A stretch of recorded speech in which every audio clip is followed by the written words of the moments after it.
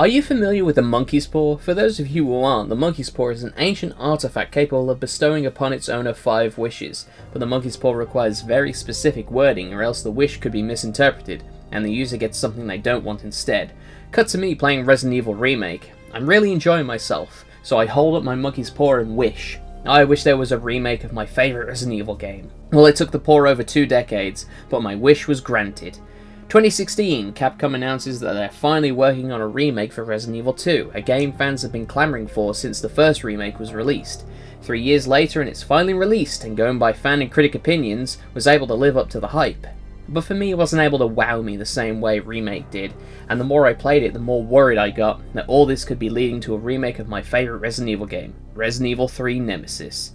I thought I'd be waiting a lot longer for that game to be remade, but to everyone's surprise and my apathy, Capcom announced RE3 Remake a couple months later for a release just over a year of RE2. Now, RE3 gets a bad rap in my opinion. It's the climax of the PlayStation 1 trilogy of RE games. It had big shoes to fill when put against RE2, but it introduced a lot of key mechanics that can still be found in Resident Evil today. But most people don't care about that, and for some reason are more impressed with Code Veronica, with its fancy Dreamcast graphics and high-produced cutscenes. Many were quite happy to write off RE3 as a quick cash grab to complete the Sony trilogy. Hindsight is 2020, and now we can see that despite Code Veronica's more impressive visuals, it has design choices that seem primitive in comparison, whereas RE3 introduces lots of new ideas and pulls them off flawlessly. You have quick turn, ammo crafting, ability to move on stairs. Yes, Code Veronica, you can't do that. Choose your own adventure sequences that affect the story, more non-linear design to exploring the map and completing objectives, item and enemy placement changes per playthrough, as well as a plethora of new enemy types, one being the title character, Nemesis, that is constantly hunting you down. Set in the streets of Raccoon City and you have a title that elevates itself from a once spin-off title to one of the best in the franchises, in my opinion at least. Now that I've gushed about Resident Evil 3, what do I think about the remake? Well, hold your horses, before we can start with that we have to start from the beginning. 1998 in fact. So Resident Evil 2 just released and it's a big success. Capcom ready to work on a new entry in the series, but at an odd point in time. The current generation was winding down and a new line of consoles were on the horizon. Hideki Kamiya, the director of RE2, planned to make a new Resident Evil game for the PlayStation 2, and we all know what happened there. A new Resident Evil game was planned for the Dreamcast with the continuation of the story, but Capcom wanted all numbered entries to be on the PlayStation, and with many other companies producing other survival horror titles, Capcom decided to release a new numbered entry in the franchise in under a year. Development was difficult as the staff of previous RE titles were working on other projects, so less experienced employees were in charge of development. One such employee was scenario writer Yasuhisa Kawamura, who had never written for a video game before. So the game that was originally meant to be a spin-off became the capstone of the Resident Evil 3 PlayStation trilogy. Looking back on the history of RE3, it's surprising the game turned out as well as it did. Contrasted with the remake, the only thing that is the same development-wise is the time it took to make, except that's not the same either. Whilst Resident Evil 3 was announced to be released 14 months after RE2, the games were actually developed in tandem, hence why so many mechanics blend over between the two. But this makes it more perplexing as to why Resident Evil 3 Remake is the way it is when it had the same amount of development as Resident Evil 2 Remake. But unlike the original, the remake didn't have to make that choice. It could have very easily taken its time, and hopefully I'll be able to explain why it should have. From here on, I'm going to be comparing Resident Evil 3 and its remake, as well as the previously remade Resident Evil titles. For the sake of convenience, I will be calling Resident Evil 3 1999 the original, and Resident Evil 3 2020 the 3-make from now on. Also, I'm going to be getting very puzzle pieces in this video, so if you want to abort, now's your chance.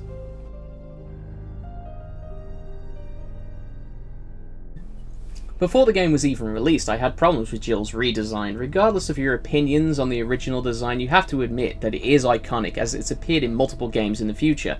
It also helped Jill stand out in the spooky streets of Raccoon City. For me, I like the idea of Jill wearing this outfit, as I always thought she rushed home immediately after the events of RE1, threw on whatever clothes were lying around, grabbed her gun and went to kick some ass. I mean, she brought a sweater, so she is being sensible. I have no problems with them redesigning her outfit, in fact I kind of expected it. And I am not blinded by nostalgia as I think Claire's new design is better than her weird pink onesie. And Carlos looks much cooler than his generic Soldier Man design in the original. But did we need this design? A design that is so generic and boring that it has become the standard go-to for women who are strong and attractive, but we can't have that nowadays look? There were multiple outfits that Jill has been in, most of them were in RE3 as unlockable outfits. Could they not iterate on something like that instead of the boring jeans and vest look? I mean, Project Resistance has outfits right now for Jill that aren't in the main game. Why? This complaint is a bit of a useless one, I know, because you can select the original outfit, but still it's the principle of taking one of the most iconic characters in video games and making them look like everyone else. Next Street Fighter, let's put Cammy and Chun-Li in vests and jeans, you know? Let's have Kratos and Dante wear jeans and flannel. So 3 Remake starts in a very slow pace compared to the original, which had a short but intense cutscene before literally exploding and tossing the player to the sharks. In 3 Remake we get a very different cutscene, with live action actors and stock footage you'd expect to see in a run-of-the-mill zombie film. This is a clear red flag that the game did not have the time or the budget to recreate the intro of the original. Compare that with RE2, where it had a different opening, but still checked off the iconic moments and reincorporated them all with in-game graphics and not live-action footage. From there, we are given control in a first-person perspective as we wander around Jill's apartment. And while it could be interesting exploring the living space of one of video games' most iconic characters, we don't really learn a lot about Jill, at least nothing that is important for the game. And it just serves to slow the momentum of the game down, when this is meant to be a desperate escape from a city that is crawling with the living dead.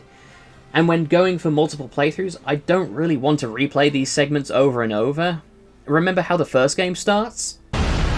From here, Nemesis attacks you and you must escape the building. I've mixed feelings about this. On the one hand, seeing the big bad from the start gives the impression he can attack you from anywhere, but on the other, there was anticipation from when Brad describes that there is a monster out there hunting and killing STARS members, only for him to appear out of nowhere and do just that, and then give the player a choice if they want to go toe-to-toe with them.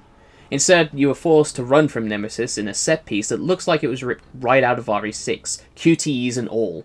I liked RE6, but the overabundance of QTEs were groan-worthy, and I finally thought this series, as well as the video games industry, had finally moved past this artificial level of interactivity.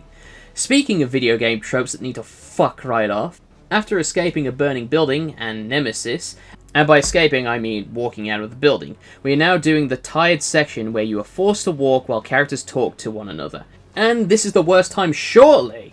The dead are killing people, everyone's running for their lives, and here's Jill taking a stroll down the road like she's going to the shops. After a load of cutscenes, quicktime events, tutorials, and exposition, the player is finally given control and allowed to explore the city. Compared to the original, that taught you in the first 2 rooms how the game worked. It allowed you to fight one zombie before showing that sometimes it's best to run, then showed that in order to progress you should explore environments to find the means to progress. Simple, and would allow the player to use their logic to solve puzzles, whereas previous RE games had this roundabout way to solving puzzles. The grounded real world that is Raccoon City lets players make reasonable assertions to how the game world works. Lighter fluid goes in the lighter, so I can burn gasoline-soaked ropes, before introducing more abstract solutions. Here I am 45 minutes into 3 Remake before I am finally allowed to use my own brain. Well, not really though, because here's another trope I am sick of, walkie-talkie motif, where the main character is always in contact with someone else to tell me the next step to complete the game, instead of allowing the player to figure out this on their own. The original highlighted areas on the map that were points of interest, but it was up to the player to decide how they got there and in what order they tackled them in. Also, now the characters talk way too much and state the obvious. Jill picks up a map of the area and so as to comment to nobody that she has the map of the area. So lame. A map of the area. Perfect. But now our leash is somewhat loosened, so let me say one thing. 3 Remake is not a survival horror game. It is a horror action game. Even on the hardest available difficulty, when you first start playing, there are no ink ribbons. A staple of the franchise, the thing that differentiates Resident Evil from the other horror titles. The limit to how many saves you can do, gone. Not only that, but the game autosaves anyway, so now the tension, the horror that would come from navigating a hostile environment with diminishing ammo, the choice of using up a finite resource to save is now rendered moot. To counteract this crutch for the player, the game's balance has been adjusted. Zombies are now much more aggressive, they move faster, are in greater numbers, and their attacks are stronger. In RE2 Remake, if a zombie missed its initial grab, they could not get you even if they were still in the animation. In 3 Remake, if a zombie is still in the animation and you are anywhere near it, you will be grabbed, and zombies will attempt to grab multiple times in a row. We now also have a quick time event when you are grabbed. When grabbed, you can either hold or mash a button to escape with less damage. But the question I have is why? Why do I have to do this? It's just annoying. Why would I not want to be pressing the button? In Resident Evil 2 Remake, you could avoid damage by pressing a button to use a defensive item that would use up a resource, and that's a thing the Remake removes. No defensive items at all, so instead of adding onto what the prior game had, the Remake instead chooses to regress and remove mechanics. But to help you deal with these more aggressive zombies, you have a new ability, the Combat Dodge. Now the original also had a dodge mechanic, but it's a little tricky to pull off. The Remake streamlines it by it being a button the player can press at any time, but with a limit of up to 3 at a time before Jill gets tired. I actually like that they have refined the dodge mechanic to be something more reliable, but it still has some skill to use. It's not the get out of jail free card you think it would be, as even during it you can still be grabbed if timed incorrectly. If you do time it correctly, you can perform a perfect dodge that slows down time, and you can choose to automatically aim at an enemy's weak point. The latter of the perfect dodge I found would not be worth it, as the weak point would often get blocked by the enemy's other body parts or by the environment. So it's best to use the slowdown to get distance from the enemies. This is a good change from the original, taking a mechanic from the original and refining and expanding on it. It was a bit jarring seeing the slow motion after the dodge like I'm playing Vanquish, but as I said, this is an action horror game, so it fits right in.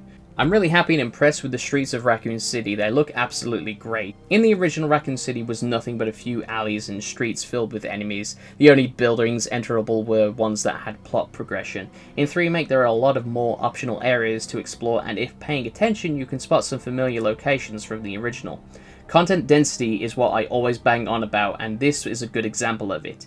Instead of having a big open city to explore with nothing in it, we instead have a tightly constructed area that loops back on itself with great environmental detail and locations to explore. There are even little nooks and crannies off the beaten path that provide items for the player who is interested in exploring. Sadly though, there are a lot of key areas that are missing. Because we already met up with the UBCS at the start of the game, the tram has now been replaced with a subway car. We don't have the need for a section with Jill meeting Carlos at a restaurant or the press office, so those areas are scrapped. The RPD segment at the start of the game is also absent, as it is instead moved to a later part of the game. The sound design is also way different. While moving through the streets in the original, you could tell Raccoon City had been in this crisis for a while. The streets were eerily empty and quiet, the only sound being the wind that carried the distant echoes of the dead. In 3 Remake it feels the attack of the dead is still underway, and only just really gotten out of hand, with civilians running and people on loudspeaker directing where is safe. It's a different kind of tone and atmosphere, so it's up to you which one you prefer, but I do think the original is more effective in conveying being alone in a dead city.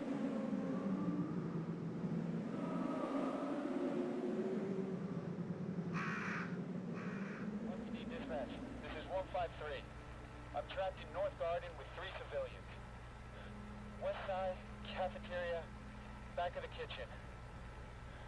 One of us is injured and immobilized. Please advise. So now our only objective is to get the train up and running. To do that we need to power on the train at the substation and then plan a route at the subway control room. Whereas in the original, to get the tram moving you needed to find and collect 4 items from 4 locations, needing to solve puzzles in order to get to them. And it was up to you what order you tackled those objectives, and different events would play out depending on where you went. And it's further expanded with the live choice system, whereby the game would ask a question on how you want the scene to play out. This didn't always give drastic changes to what happened in the story, but it was an extra incentive during multiple playthroughs to try different things and see what changed. Some of these events are obvious either, such as returning to the tram with only a few items will show a cutscene with Mikhail you wouldn't get if you had collected all the items. In 3 Remake we are missing locations such as the aforementioned press office and restaurant, but we're also missing the gas station and sales office, which both had their own events and puzzles, which are now missing. It's a real shame too, because the substation is a real highlight of this part of the game. It is newly reimagined with a new challenge and gives greater context to an enemy type. I love it, and if the rest of the areas were included and given this type of care and a new spin, I would be extremely happy with the streets of Raccoon City. One thing I do find odd though is the bugs in this area infect Jill in a very uncomfortable way, and the way you cure it is a standard green herb. Like, we have herbs that can cure poisons and infections already, but it's absent in this game for some reason, and to my knowledge these are the only enemies that can inflict this status. And he only got it once during the mandatory cutscene, really quite strange. As the player progresses through the streets, they will find items like the bolt cutters and lockpick that allow them to access new optional areas and items.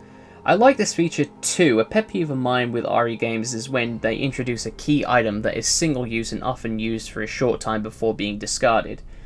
Here we have useful items you want to carry taking up vital inventory space in the off chance you come across a lock or a chain. The original had key items that had multiple uses and items that opened up optional areas, but nothing like this. After completing the substation, Nemesis finally reappears. As far as I can tell, and in my own opinion, Nemesis is both as aggressive as he was in the original as he is in Remake. But Remake Nemesis has a few new tricks that make it seem like he is harder and more difficult to handle. In both games, Nemesis would chase you. In the original, Nemesis would go to a full sprint to catch you.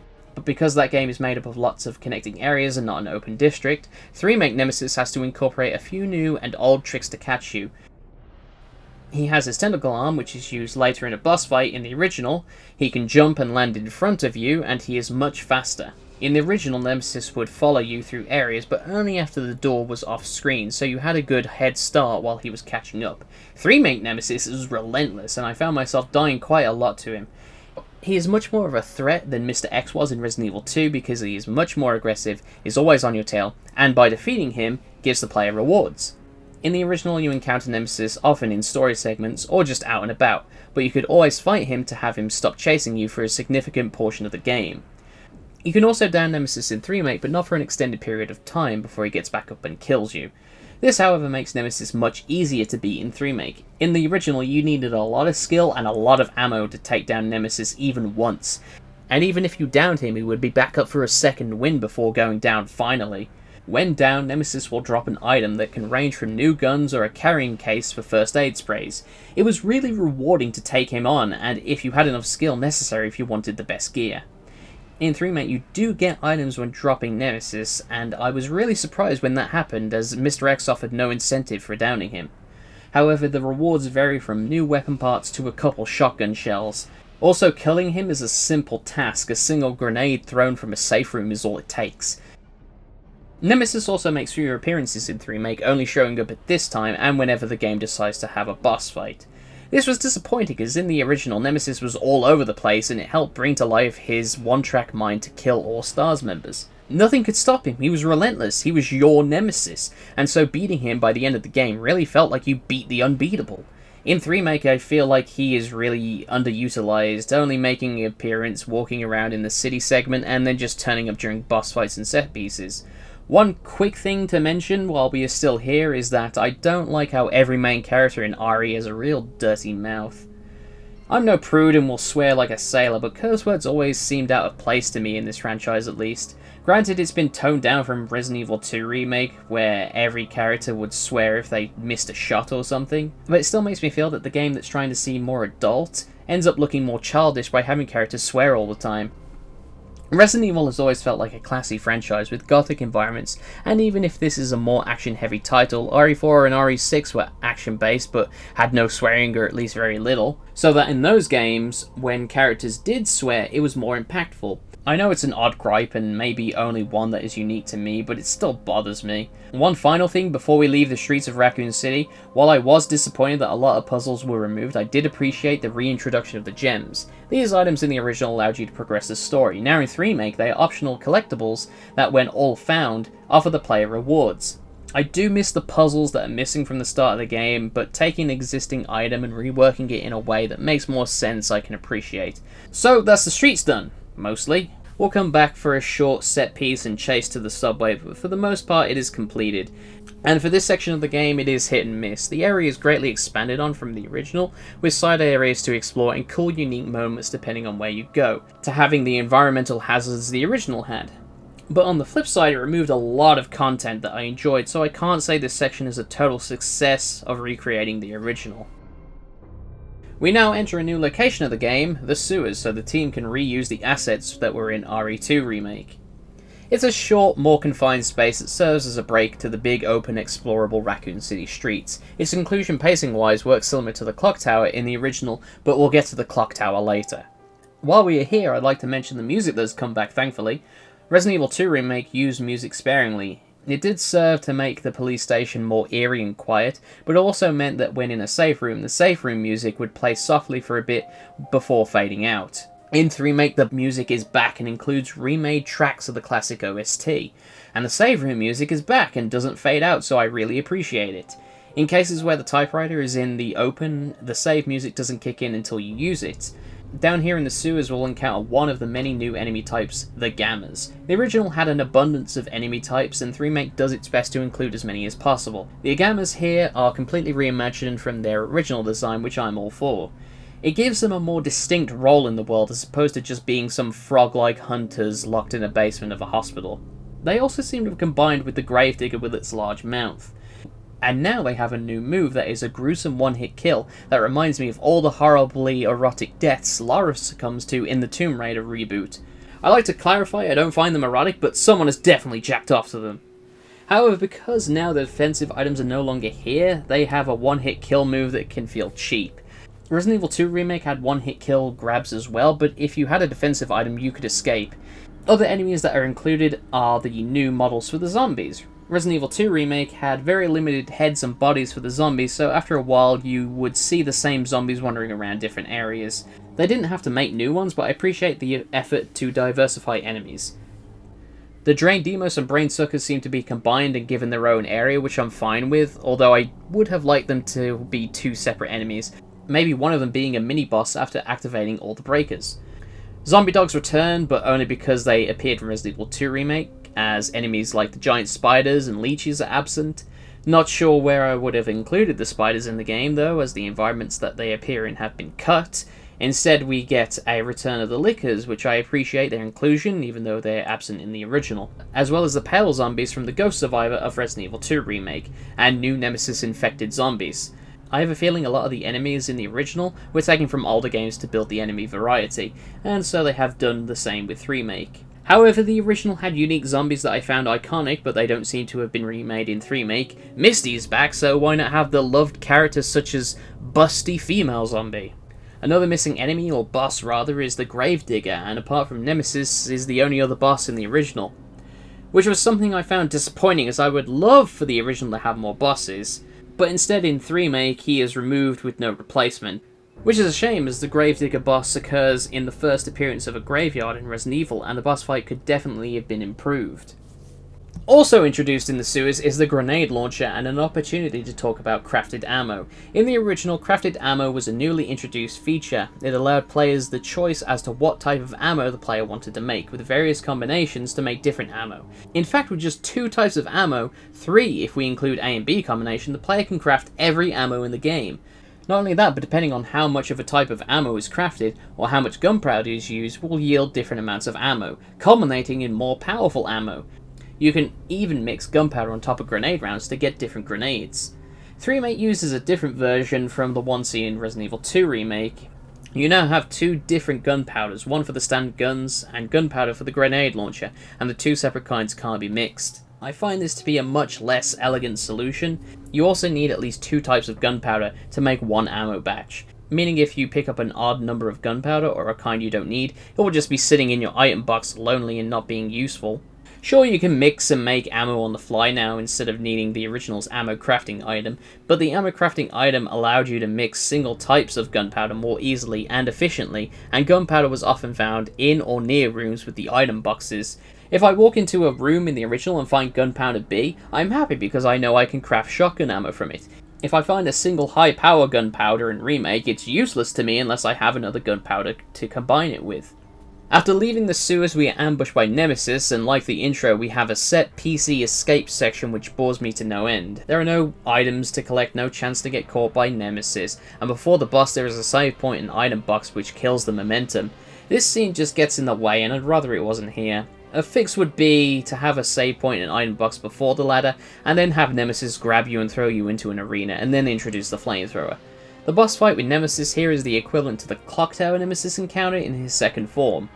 Here the fight is much more engaging. Originally you would just back off, fire a few magnum rounds and then run away, hopefully get a dodge in if Nemesis attacked. The fight was also annoying because you were poisoned, meaning you weren't entirely sure of your current health. Now we have a more reliable dodge and a specific weak point to attack. Nemesis is also capable of covering the arena with fire, making some parts inaccessible for a time. It was also pleasantly surprising when Nemesis decided to start swinging his flamethrower around like a baseball bat, changing his attack patterns to when you fought him in the street. However, upon completing the boss fight, a cutscene activates and throws Jill off the roof, leaving all the items in the arena behind. I was not a fan of this, as for one, I'm leaving behind precious items, and two, I'm not able to feel accomplished in taking down Nemesis if I am on the move immediately. After the boss fight, you were given a short section to collect yourself, and hey, it's the outside of the parking lot for RPD. I knew it was only a matter of time before the game started to reuse areas from Resident Evil 2 Remake. That's fine, as the original did the same thing, and this area is relatively small before it connects to the new areas of the game. And soon we'll have more from Resident Evil 2 to explore, so in the meantime Nemesis comes back, almost as if we didn't even have the boss fight that took him down.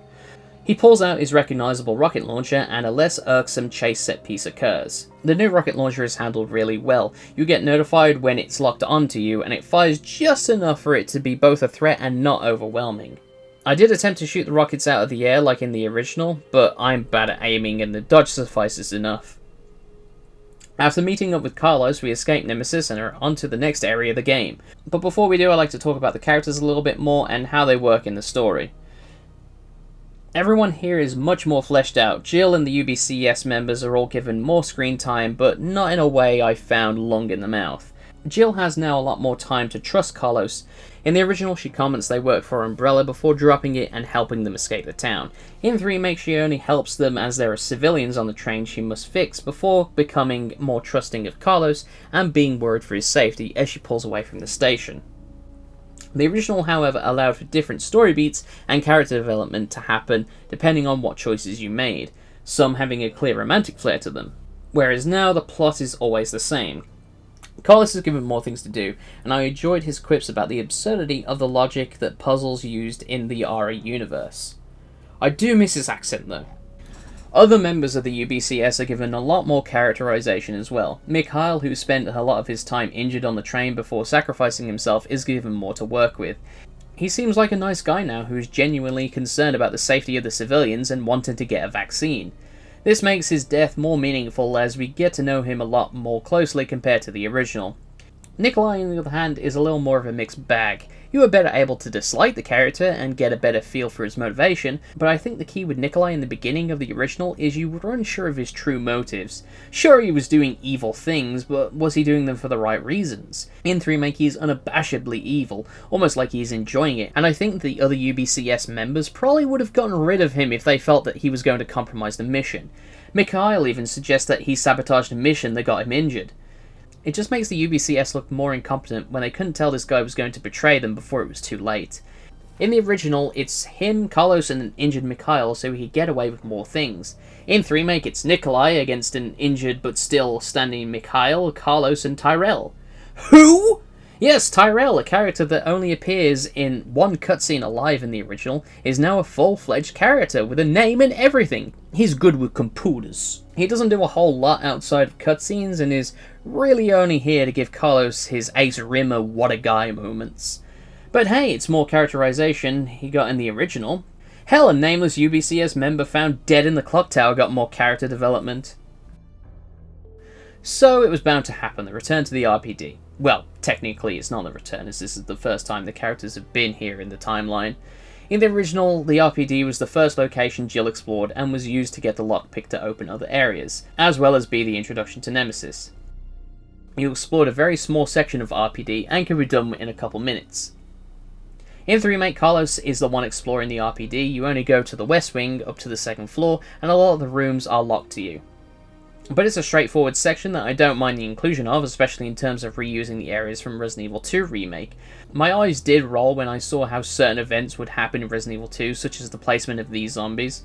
Does it really matter? Sometimes the mystery is more appealing.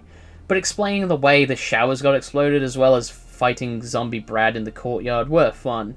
Even though that raises the question, where was Brad's body when Claire and Leon turned up?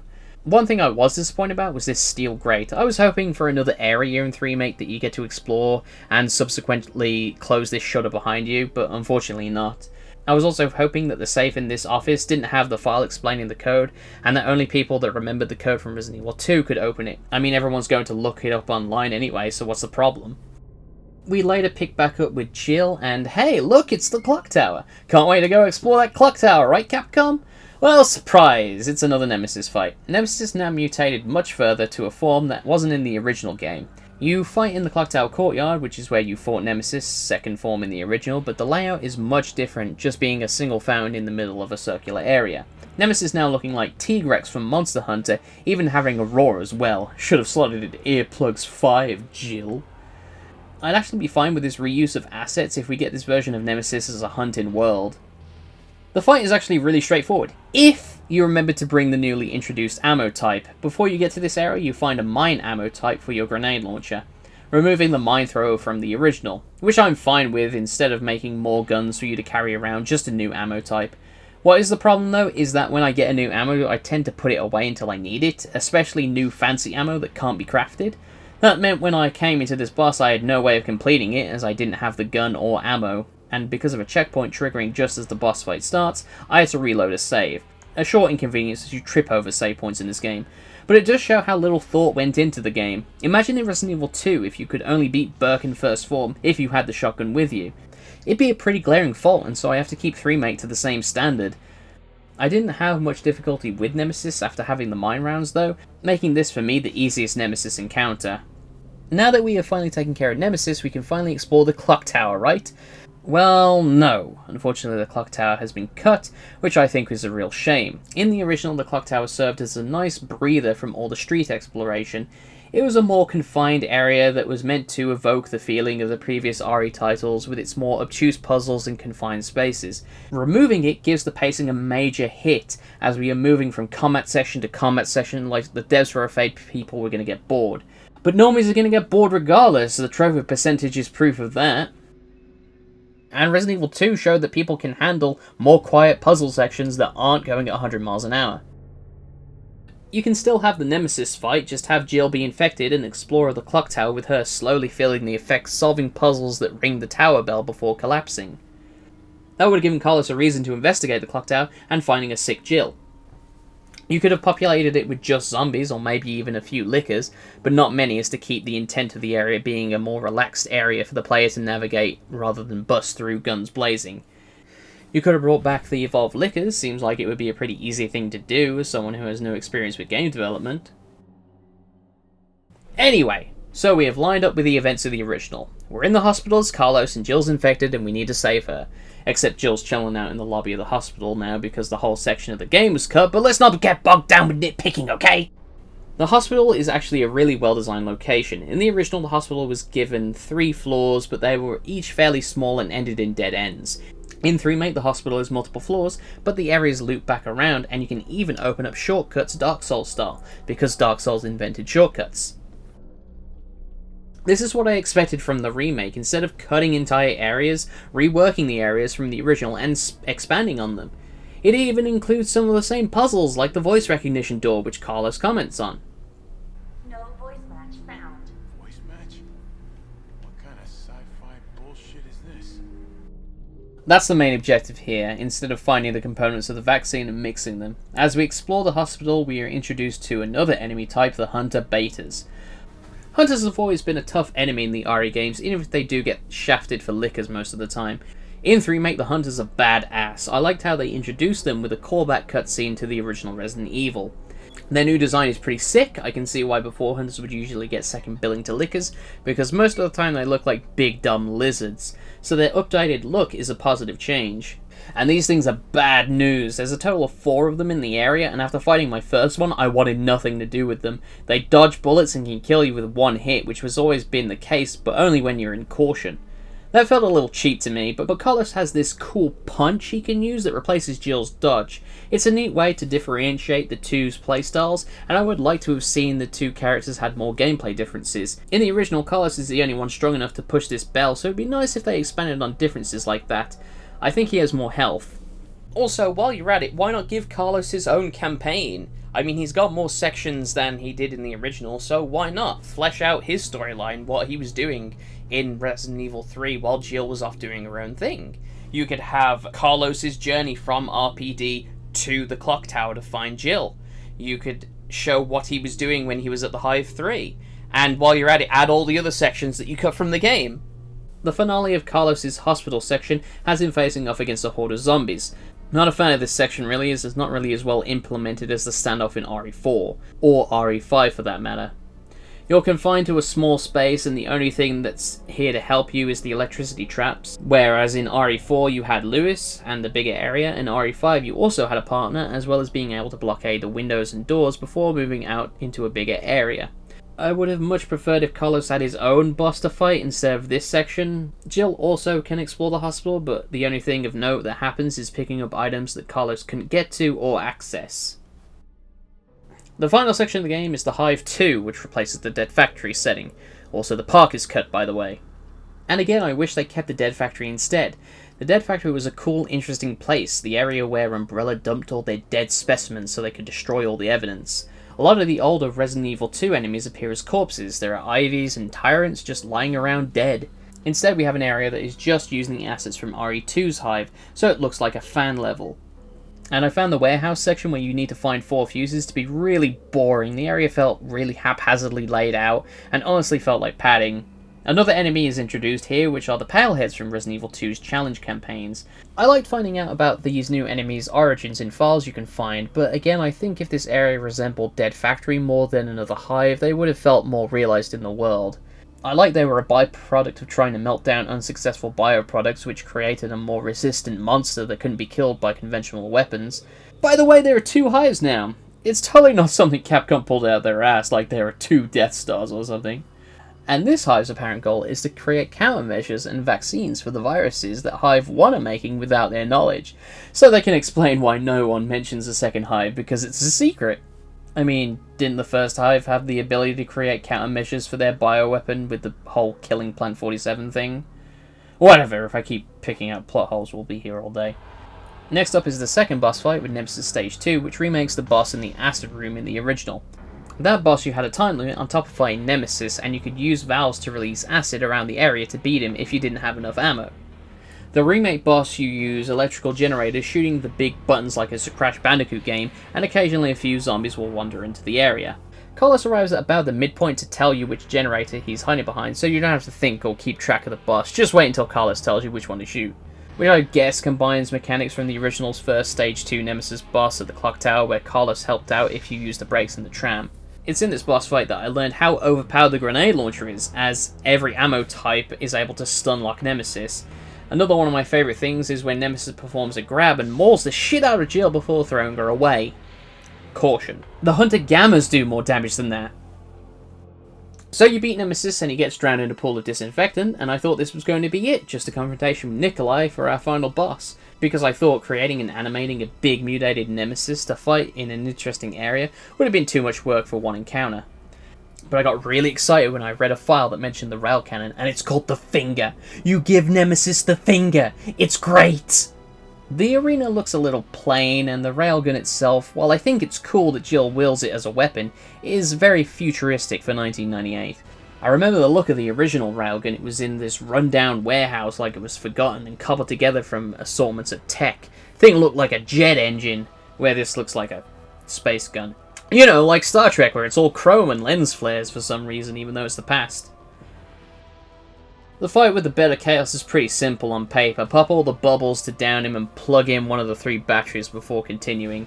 But I found Nemesis to be really cheap with its attacks. While aiming at the pustules, the camera is so zoomed in I couldn't see incoming attacks until it was too late. And the ones I did see coming, I was either too close or on the wrong side to avoid. All the moves have such crazy tracking that no matter how or where I dodged, Nemesis would still hit me. I died a fair amount of times here, mostly because I wasted a lot of my bullets in the previous boss, but upon dying I realised how often this game loads. When I die, yeah, that's fine, but whenever there is a transition to a new area or character change, there is a loading screen that breaks the flow.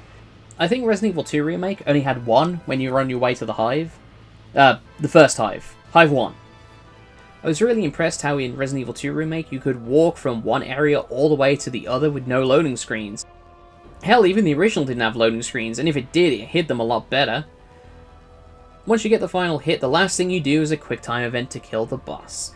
So the original boss was a live selection event where you chose whether you finished Nemesis off or left, and then a cutscene would play.